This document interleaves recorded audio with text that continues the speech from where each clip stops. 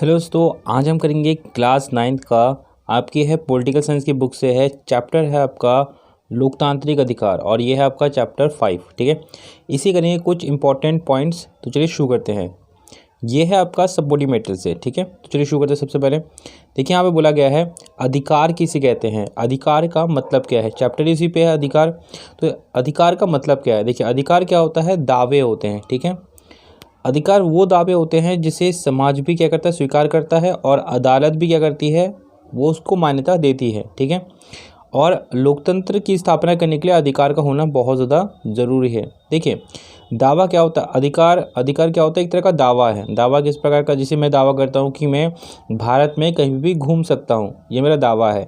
और इस बात को जो समाज है ना, वो भी इसको क्या करता है, स्वीकार करता है कि हाँ मैं क्या कहते हैं पूरे भारत में घूम सकता हूँ। उसी तरह अदालत जो होती है ना, कोर्ट, ठीक है, वो भी मुझे इस बात की मान्यता देती है कि हाँ मैं पूरे भारत में घूम सकता हूँ, क्योंकि ये मेरा अधिकार है। ठीक है, यहाँ पे और किसी भी कहने में कोई भी ऐसा देश जो लोकतांत्रिक देश है ना, उसमें अधिकार का होना बहुत ज़्यादा ज़रूरी होता है। यानी अधिकार क्या होता है, एक दावा होता है जिसे समाज और न्यायालय उसको क्या देती है, मान्यता देती है। ठीक है, अब बात करते हैं आगे।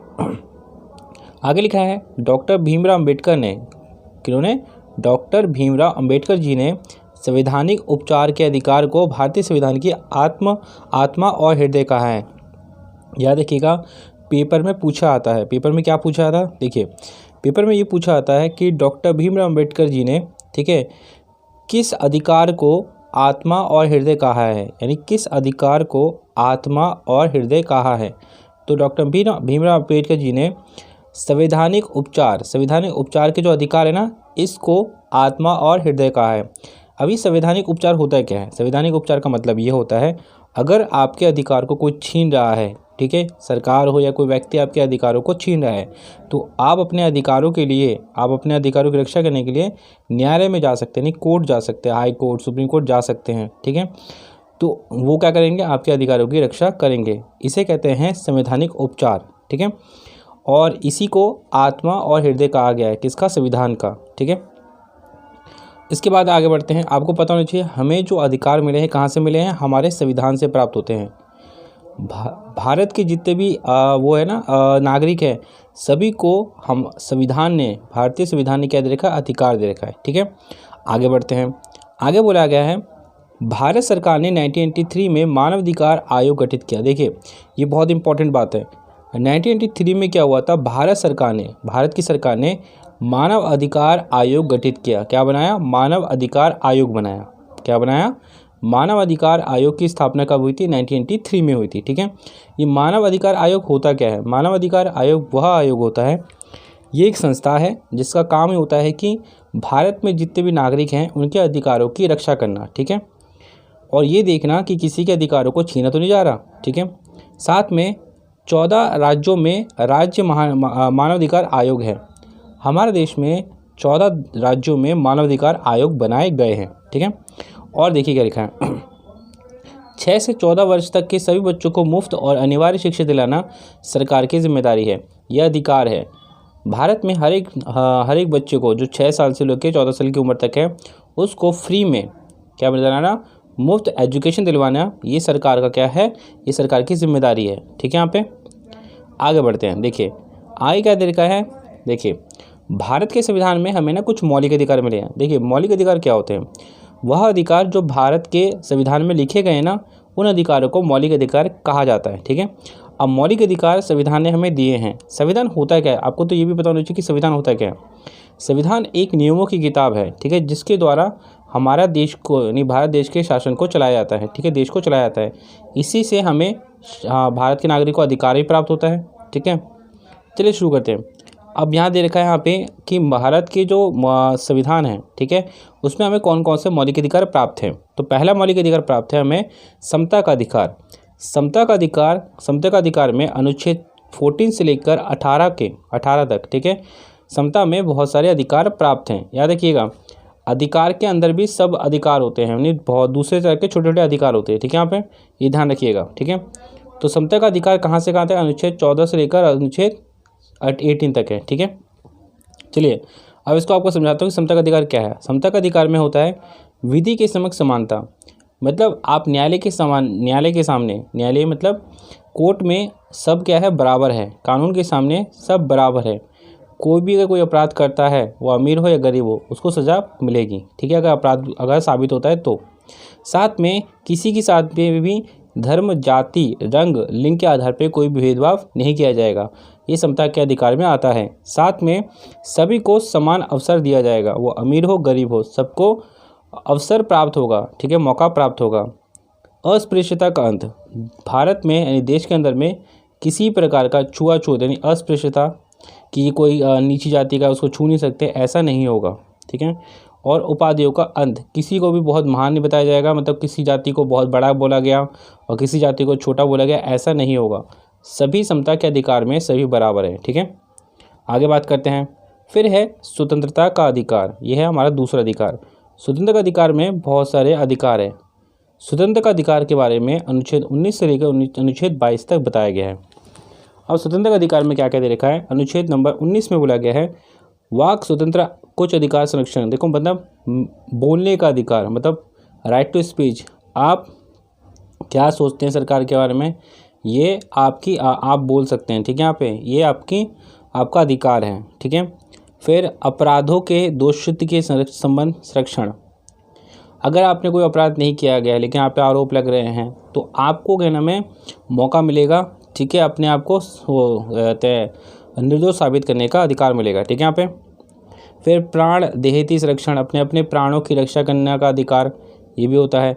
शिक्षा प्राप्त करने का अधिकार हो गया। और गिरफ्तारी से बचने का अधिकार, पुलिस आपको गिरफ्तार करती है तो आपके पास कानूनी अधिकार होता है कि आप खुद को बचा सकते हैं, ठीक है, कानून के अनुसार, यानी कानून के अनुसार आप खुद को बचा सकते हैं, ठीक है, यहाँ पे अगर आपने अपराध नहीं किया है तो, ठीक है।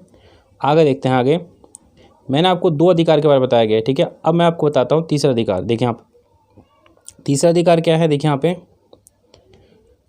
शोषण के विरुद्ध अधिकार। शोषण के विरुद्ध अधिकार में 2 तरह के अनुच्छेद 23 और अनुच्छेद 24 में बोला गया है। शोषण के विरुद्ध अधिकार मतलब ये है मानव के दुर्व्यापार और बाल श्रम पर प्रतिषेध। शोषण के विरुद्ध अधिकार में बच्चों को बेचा या खरीदा नहीं जाएगा और ना ही उनके साथ कोई दुर्व्यवहार किया जाएगा, ठीक है यहाँ पे, और बच्चों से काम नहीं करवाया जाएगा, ये मना है, ठीक है। साथ में कारखानों जो फैक्ट्रियाँ होती है ना, उन पे भी बच्चों से काम कराना मना है, ठीक है यहाँ पे। ये क्या नाम है, शोषण के विरुद्ध अधिकार में आता है। अगर कोई ऐसा करता है उस पर कानूनी कार्रवाई होती है। साथ में धर्म की स्वतंत्रता का अधिकार। धर्म की स्वतंत्रता का अधिकार मतलब धर्म के मतलब कोई भी व्यक्ति जो भारत का नागरिक है वो किसी भी धर्म को अपना सकता है, उसका आचरण कर सकता है, वो जो पहनना चाहे, जो खाना चाहे वो खा सकता है, यह इसकी स्वतंत्रता है। अनुच्छेद नंबर 25 बताया गया। साथ में अनुच्छेद 26 में बताया गया है कोई भी अपने धार्मिक कार्य को कर सकता है और वो किसी भी अपने जो धार्मिक कर्मकांड होते हैं वो काम कर सकता है, इसके लिए उसे आज़ादी है। और अनुच्छेद 28 में बताया गया है कि वो किसी भी तरह की धार्मिक जो एजुकेशन है वो प्राप्त कर सकता है, ठीक है, ये धार्मिक संस्था बना सकता है। ये है धर्म की स्वतंत्रता, ठीक है। और हमारा है संस्कृति और शिक्षा संबंधी अधिकार, मतलब जो भारत में अल्पसंख्यक लोग हैं, ठीक है, वो क्या कर सकते हैं, अपने हितों की रक्षा करने के लिए भी अपने हितों की रक्षा कर सकते हैं, ठीक है, मतलब अपने मतलब एजुकेशन संस्थाएं बना सकते हैं जिससे उनको एजुकेशन वो आगे बढ़ने का मौका मिले। और सरकार भी ऐसे लोगों को मतलब जो अल्पसंख्यक लोग होते हैं उनकी सहायता करते हैं ताकि वो आगे आ सके, ठीक है। और अल्पसंख्यक लोगों के लिए क्या बनाए जाते हैं, उनको मौका दिया जाता है, बहुत जगह पे आरक्षण दिया जाता है, ठीक है, तो ये उनका अधिकार में आता है। तो आपको मैंने कुछ यहाँ पे अधिकार बता दिए, ठीक है। आगे बढ़ते हैं। आगे बोल रखा है यहाँ पे दक्षिण अफ्रीका के बारे में बताया गया। देखिए यहाँ पे बोला गया है कि दक्षिण अफ्रीका के संविधान में नागरिकों को कौन कौन से नए अधिकार प्राप्त हुए हैं। दक्षिण अफ्रीका में मिला है, पहला है निजता का अधिकार। निजता मतलब प्राइवेसी का अधिकार। प्राइवेसी मतलब होता है कि मैं अपनी जो निजी इंफॉर्मेशन है वो किसी को ना बताऊं, ठीक है, ये मेरे पे डिपेंड करता है कि मैं किसी को बताऊं या ना बताऊं, ठीक है यहाँ पे। तो ये है निजता का अधिकार। दूसरा है पर्यावरण का अधिकार। पर्यावरण मतलब मुझे साफ़ हवा मिलनी चाहिए, साफ़ पानी मिलना चाहिए, ठीक है, यहाँ पे एक साफ़ एनवायरनमेंट मिलना चाहिए, ये मेरा अधिकार है। प्राप्त आवास पाने का अधिकार मतलब मेरे को रहने की जगह प्राप्त करने का अधिकार है।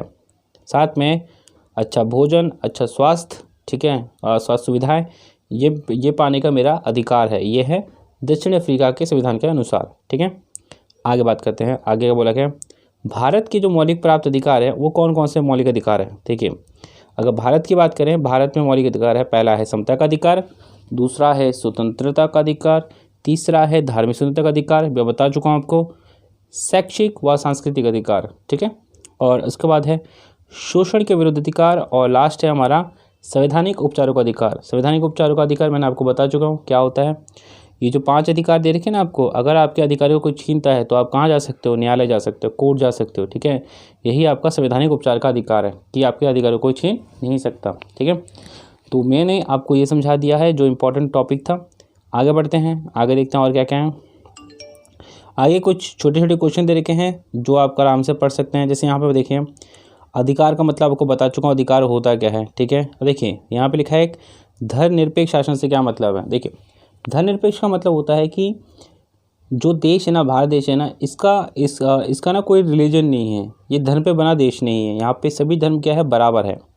ऐसा कोई देश जिसका कोई धर्म नहीं है, उस देश में सभी धर्म क्या है, समान है, उस देश को धर्मनिरपेक्ष देश कहा जाता है। ठीक है, शिक्षा का अधिकार मैं आपको बता चुका हूँ। शिक्षा का अधिकार, सभी को शिक्षा 6 से लेकर 14 साल के बच्चों को फ्री में एजुकेशन पाने का अधिकार है। ठीक है, ये सरकार की जिम्मेदारी होती है। ठीक है, यहाँ पे और धर्मनिरपेक्ष आपको बता चुका हूँ। तो ये छोटे छोटे क्वेश्चन हैं, ये आप आराम से इसमें से पढ़ सकते हैं। मैं आपको इसको नीचे लिंक दे दूँगा जहाँ से आप इन क्वेश्चंस को पढ़ सकते हैं। ठीक है, और बाकी मैंने आपको वही सारी बातें जो मैंने पीछे आपको बताया उसी के बारे में यहाँ पे बता रखा है। ठीक है, उन्हीं क्वेश्चन को यहाँ पे एक्सप्लेन कर रखा है।